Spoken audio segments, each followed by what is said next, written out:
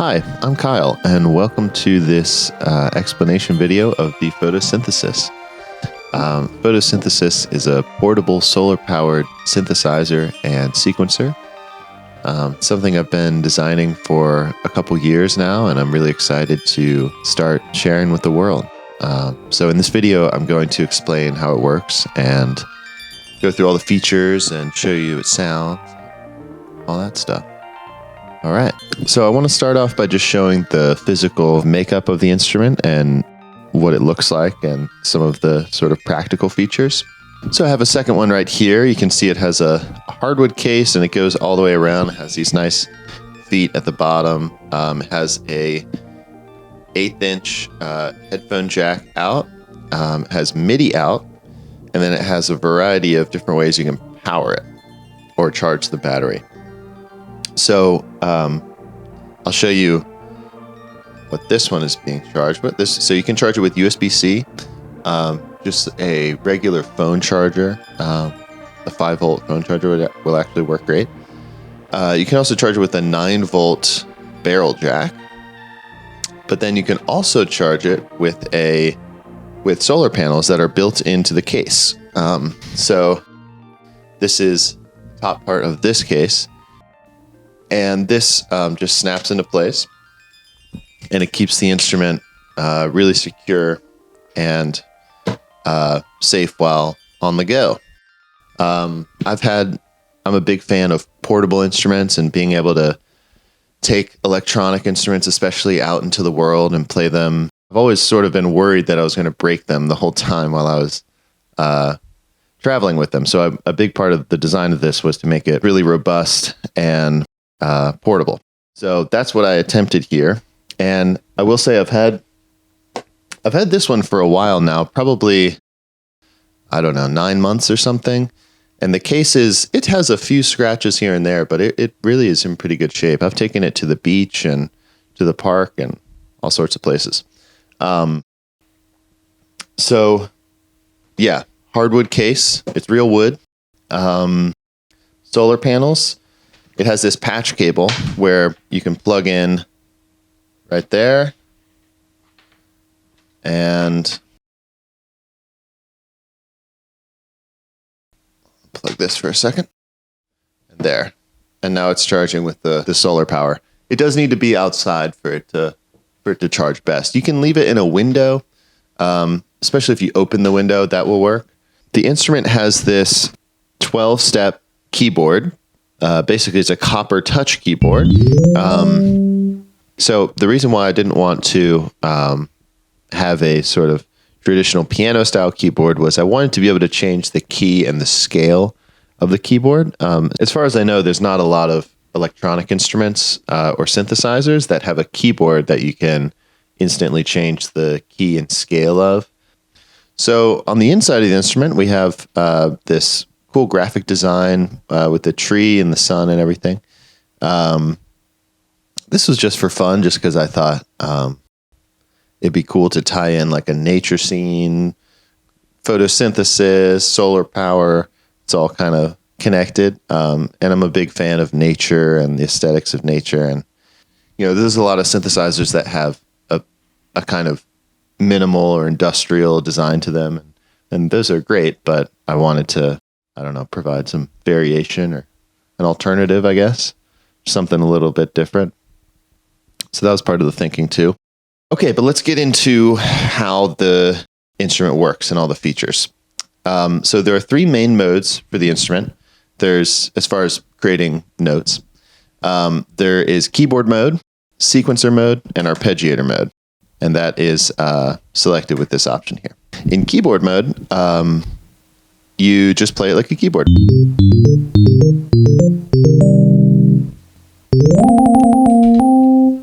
Okay, you can change the octave here.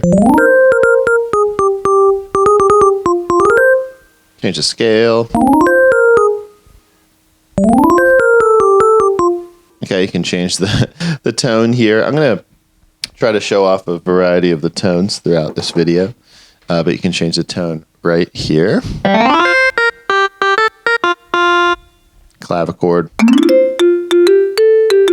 marimba.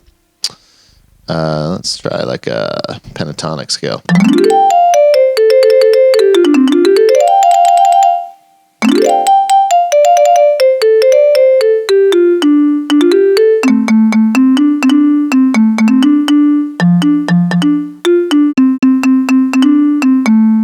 Yeah.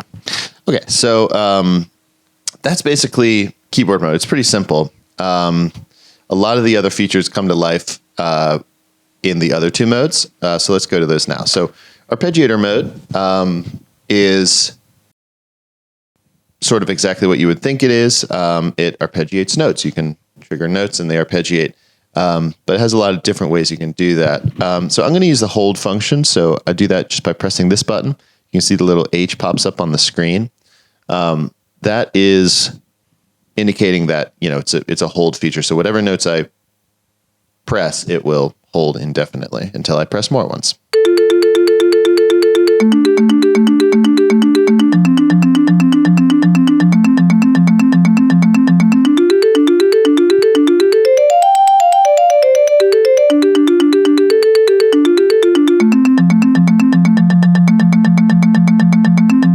Yeah.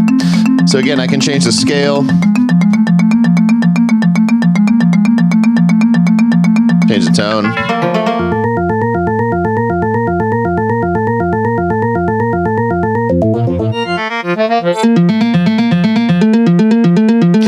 Okay, then I can change the pattern here. So I can go down. It was going up before. Now I can make it go up and then down. And if I choose this option at the top, it'll alternate between the left and right sides of the keyboard. Like that.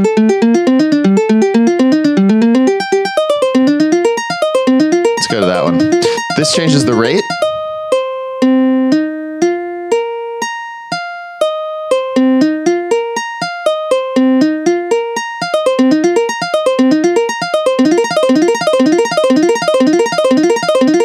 Cool. This changes the octave range. So this will play it at 1 octave and then up to 3 octaves above that, depending on where you have the selection. So that is pretty much these three. I'll talk about the eraser in a little bit. Let me go to some of these other ones now. Let me talk about BPM and swing first. So BPM just does exactly what you would think it does. It just changes the beats per minute.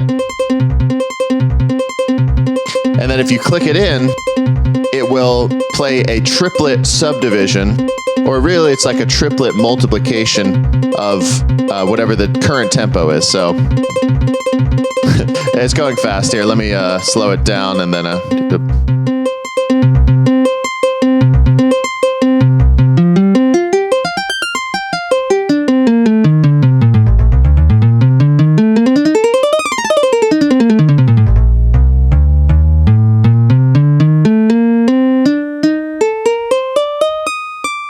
yeah. So you can use it as like a performance effect, or you can just set it there. And then the swing knob does, again, exactly what you would expect if you're familiar with swing effects, that kind of thing. So that's cool. You can go all the way up to 90. And then it creates this sort of like flam effect almost.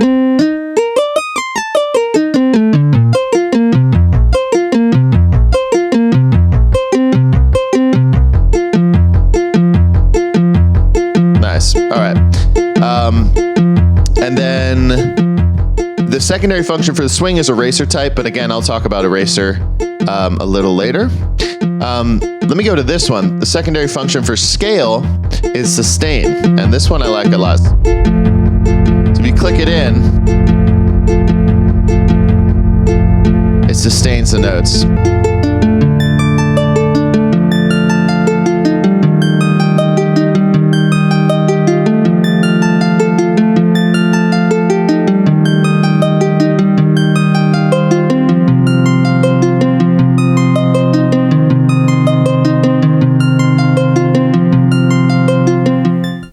Okay, so that is most of the settings over on this right side. Let's go back and switch it to the sequencer mode now. So that's over here. You can press this hold/record button over there to record a sequence. Let's try guitar harmonics. See how that sounds.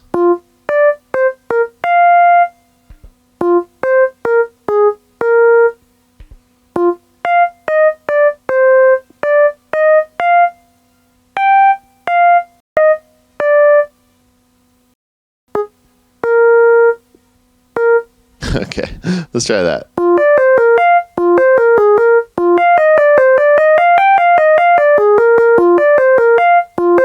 That's cool. Okay, so again, all the same settings apply. This plays it forwards, this plays it backwards. This will change the rate.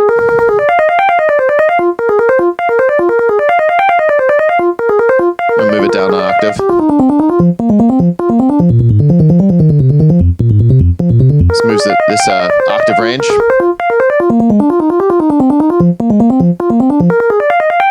This is probably a good time to talk about the eraser, because I think I want to add a little eraser to this sequence.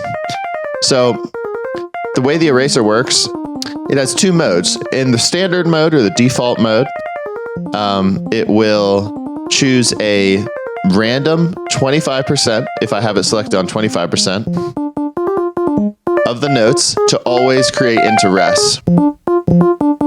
So this sequence is repeating now. It's always resting on this B flat, this E flat, this C, those three notes.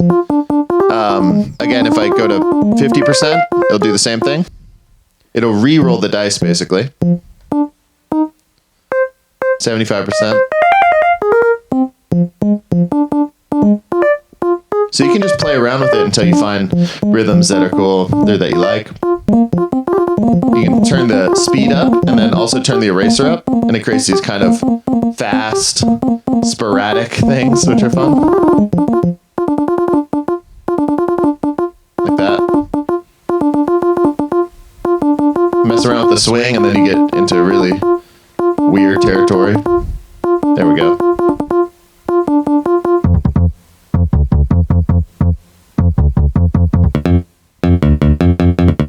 All right.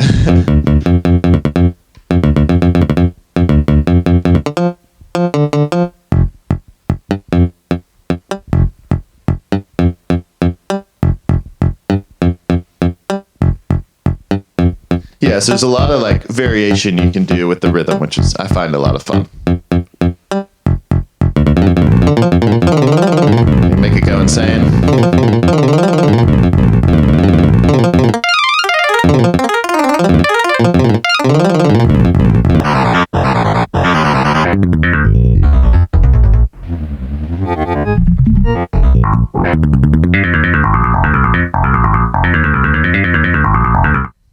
Okay, so that's the first eraser type. Now, let's look at the second one.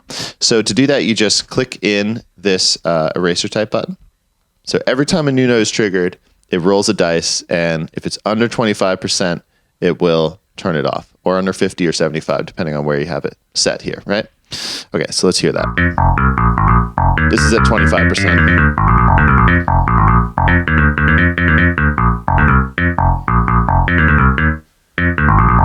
It's 50%. It's a bit more random, which can be cool and it can be good, but I think the first eraser type is a little more musical because it loops the same repeated rests over and over, but it's still generative because it's randomly being selected and then being looped. But this one's helpful as well, so that's why I included both types. This is the first type again.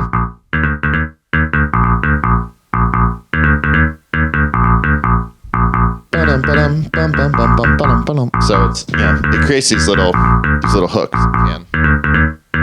So I find so then to erase a sequence, you just press the hold button again and it will erase. You can't save any sequences in this instrument. You can leave these settings where they are, but in general, this is a sort of exploration tool. There's no presets or saving of really any kind. that might be a feature on later instruments, but just so you know.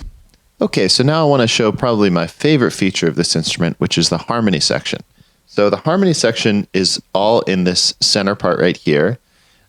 Basically, the way it works is you have an underlying sequence or arpeggiation, like I've been showing you. And then on top of that, you can add harmony. So you can add thirds, fourths, fifths, sevenths, ninths, 11ths, 13ths, I think even. So it all works in scale degrees, which is part of the reason why this kind of feature can sort of only exist on an instrument like this, where you have scale locking. So this bottom selection right here, if it's all the way to the left, it won't add any harmony. It's at selecting a 1. But then if I move it to the right, it's going to add a third to every note you play. And to the right again, you add a fourth and then a fifth. Okay? So that will stay. So let me just trigger a note here.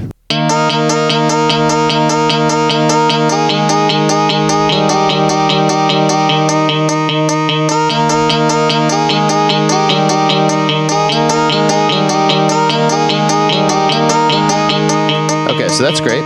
But what if I want to automate that? What if I want to have those scale degrees of the harmony changing over time, but I want to automate it like an LFO almost? So that's what these two do. So this one just goes up a scale degree and then back down. This goes up scale, 1 scale degree and then a second scale degree and then back down. This one goes up 2, then down 1, and then all the way back down. This also changes the rate at which that harmony is changing, which is independent of this rate, which is the underlying sequence. So let me trigger some more notes so you can hear this more. So again, you can change the rate here. But you can also change the rate of the harmony here. So anyway, let me show off some more of these patterns.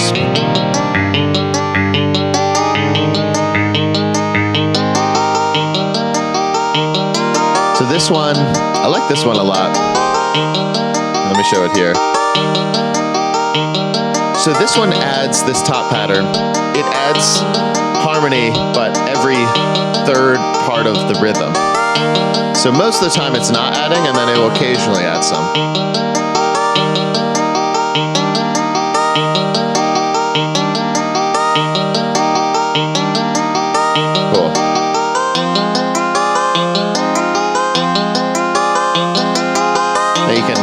Offset this pattern with this, so these two work in conjunction. So that's how you get up to the 9ths and the 11ths and 13ths.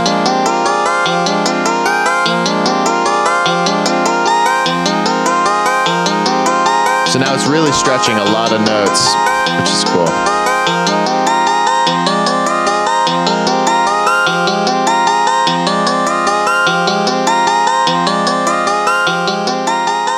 So I love this function, mostly because it creates beautiful things that are completely unexpected, and that's just so much. That's one of the most fun things about electronic instruments to me, is just exploring them and finding things that are beautiful, but you didn't know really how you got there, but it all of a sudden is there. Anyway, harmony, yeah. So there's a lot of fun. Love messing with this. There's also a random option here. Let's change the tone.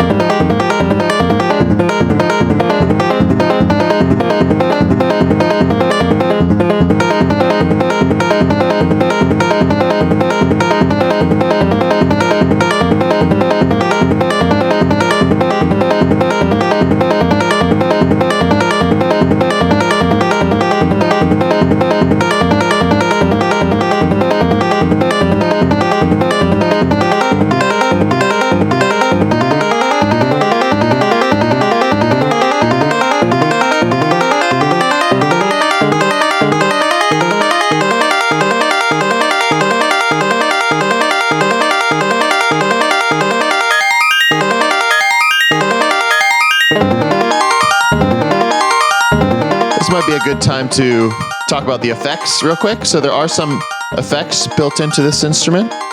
We have reverb, nice, chorus, and delay.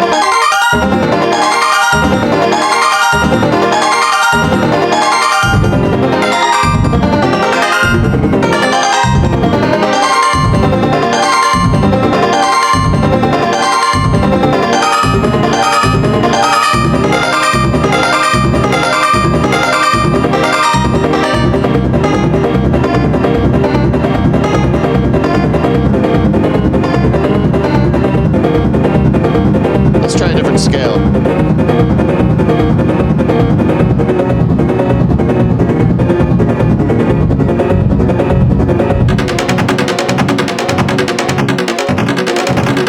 Change the rate of the delay here.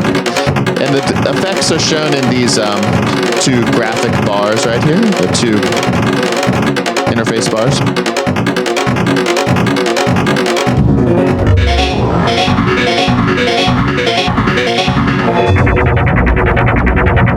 That's cool.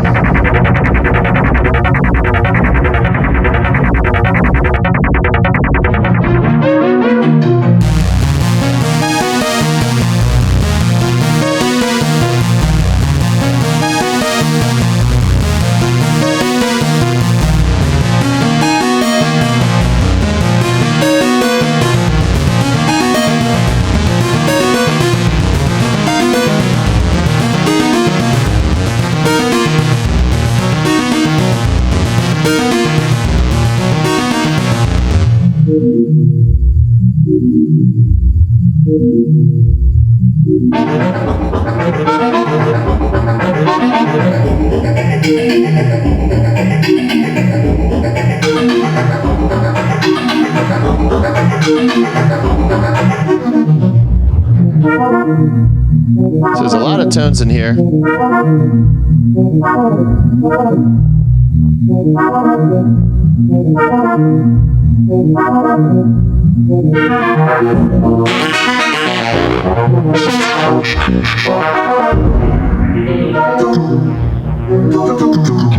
This one's a lot of fun.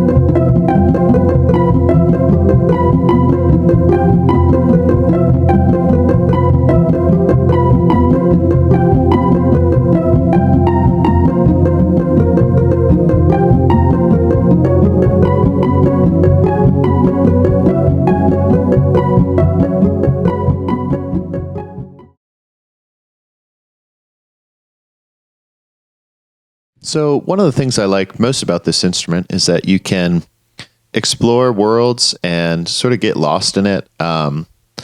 It is a quite simple instrument, really, but within those limitations, you can find a lot of really just like cool musical ideas. So yeah, I've had a lot of fun playing it, and I hope other people do too. Okay, one other feature to show before we start doing MIDI out and effects, and then we'll show it in the DAW and stuff. I want to show the drum machine. So if you click this button, which you can do at any point, it'll switch to a drum machine, which is awesome. So the drum machine,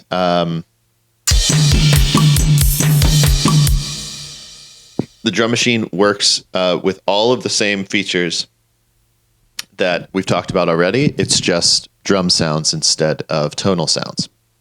Okay, so let's show off a bit about that. So you do hold maybe. Let's turn off the harmony for now and the octave stretch. Oh, turn the swing down. Turn the rate down.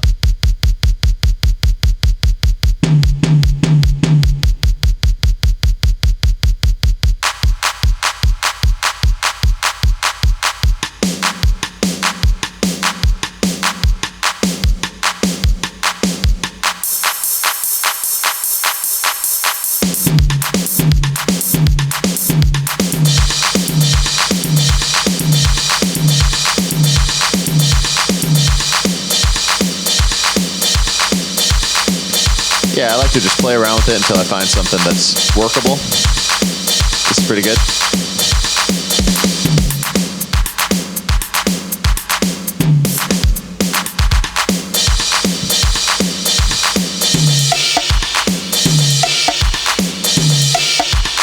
If you change the key and scale, it'll actually change all of the drum tones themselves. So let's change the scale and see what happens.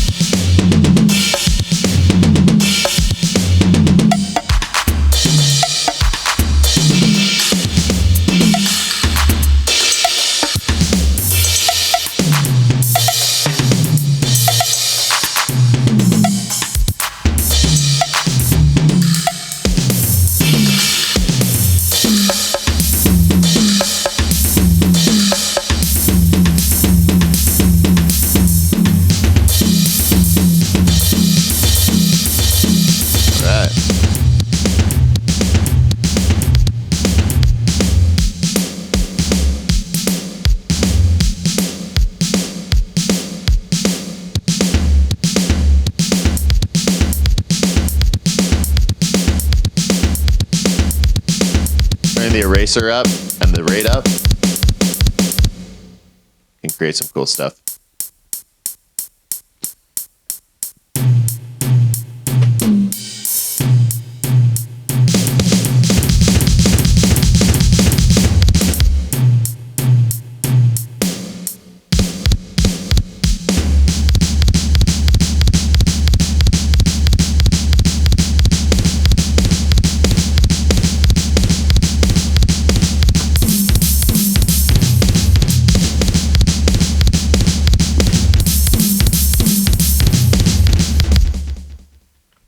All right, let's do a sequence on the drum machine. See what that sounds like.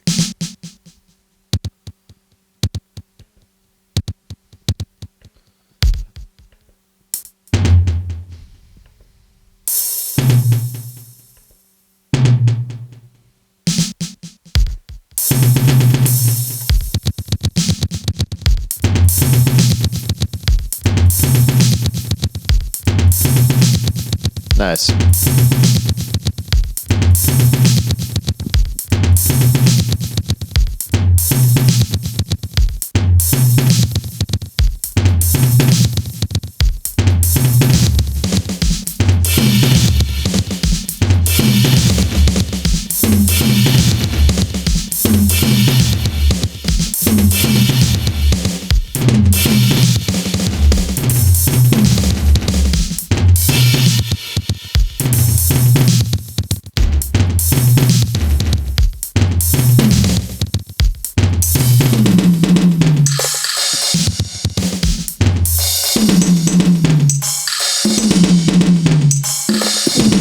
changing the octave also changes all the tones.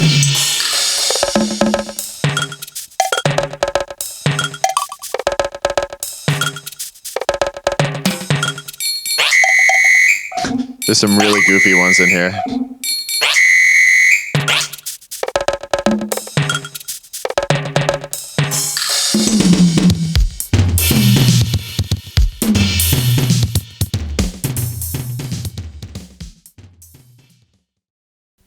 Okay, so that gives you an idea of the drums. Again, the drum machine works on any setting. You could just use it like a little hand drum if you want to.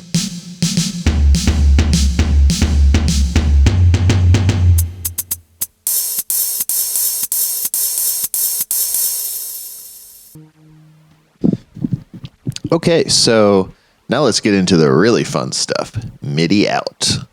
I love...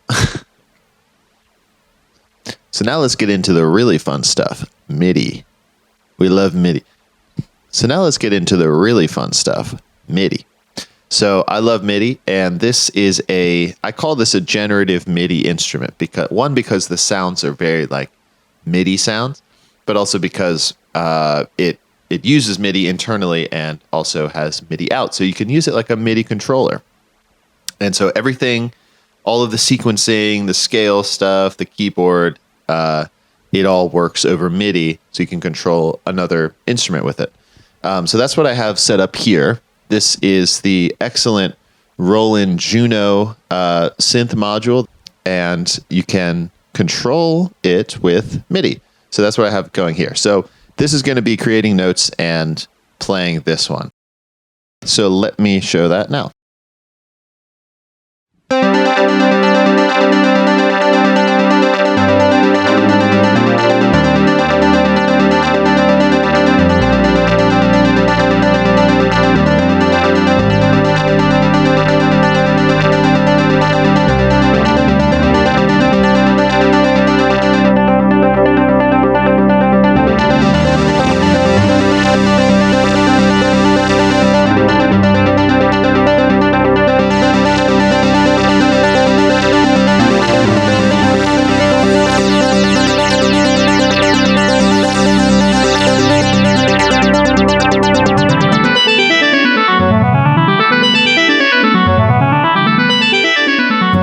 So one of my favorite things is blending the signals from the two instruments. So now you're mostly just hearing the oboe sound from the Photosynthesis, but then I can bring in that more synthy sound from the Juno.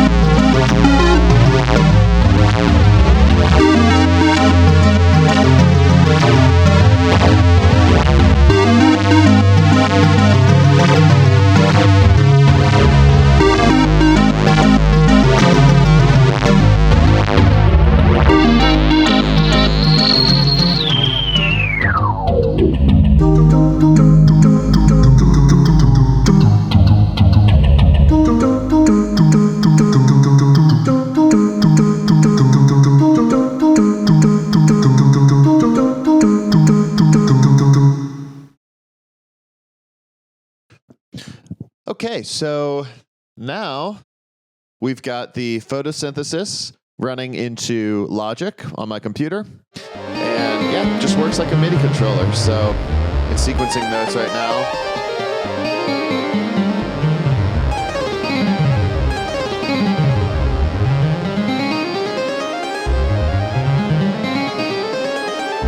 Let's see what's going on inside here.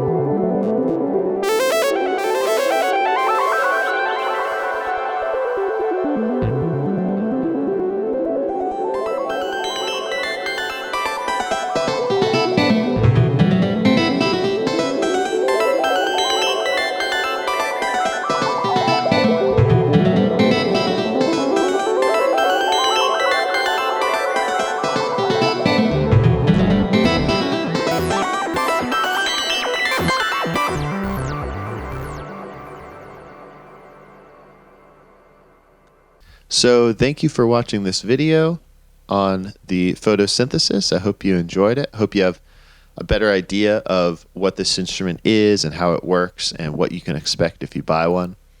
So I will be making these in batches of 10, and just going to be whoever buys them first will get them.